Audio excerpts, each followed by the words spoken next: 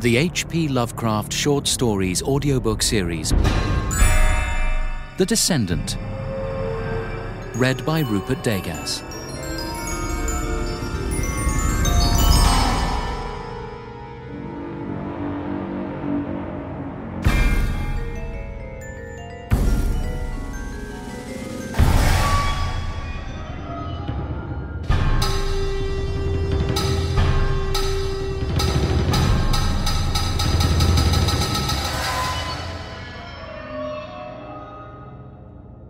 Writing on what my doctor tells me is my deathbed, my most hideous fear is that the man is wrong. I suppose I shall seem to be buried next week, but... In London, there is a man who screams when the church bells ring.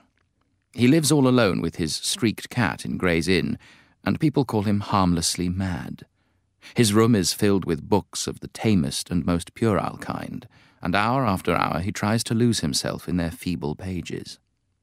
All he seeks from life is not to think. For some reason, thought is very horrible to him, and anything which stirs the imagination he flees as a plague. He is very thin and grey and wrinkled, but there are those who declare he is not nearly so old as he looks. Fear has its grisly claws upon him, and a sound will make him start with staring eyes and sweat-beaded forehead. Friends and companions he shuns, for he wishes to answer no questions. Those who once knew him as scholar and aesthete say it is very pitiful to see him now. He dropped them all years ago, and no one feels sure whether he left the country or merely sank from sight in some hidden byway. It is a decade now since he moved into Gray's Inn, and of where he had been he would say nothing, till the night young Williams bought the Necronomicon.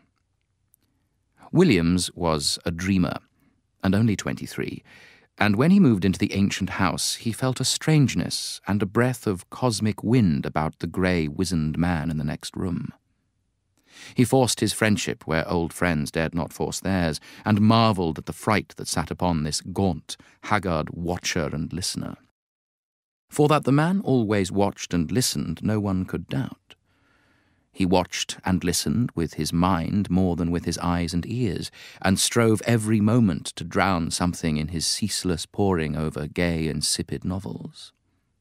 And when the church bells rang, he would stop his ears and scream, and the grey cat that dwelt with him would howl in unison till the last peal died reverberantly away.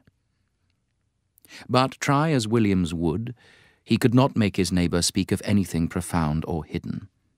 The old man would not live up to his aspect and manner, but would feign a smile and a light tone, and prattle feverishly and frantically of cheerful trifles, his voice every moment rising and thickening, till at last it would split in a piping and incoherent falsetto.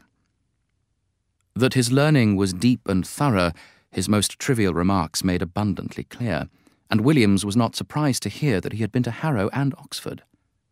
Later it developed that he was none other than Lord Northam, of whose ancient hereditary castle on the Yorkshire coast so many odd things were told. But when Williams tried to talk of the castle, and of its reputed Roman origin, he refused to admit that there was anything unusual about it. He even tittered shrilly when the subject of the supposed undercrypts, hewn out of the solid crag that frowns on the North Sea, was brought up. So matters went till that night when Williams brought home the infamous Necronomicon of the mad Arab Abdul al-Hazred. He had known of the dreaded volume since his 16th year, when his dawning love of the bazaar had led him to ask queer questions of a bent old bookseller in Chandos Street, and he had always wondered why men paled when they spoke of it. The old bookseller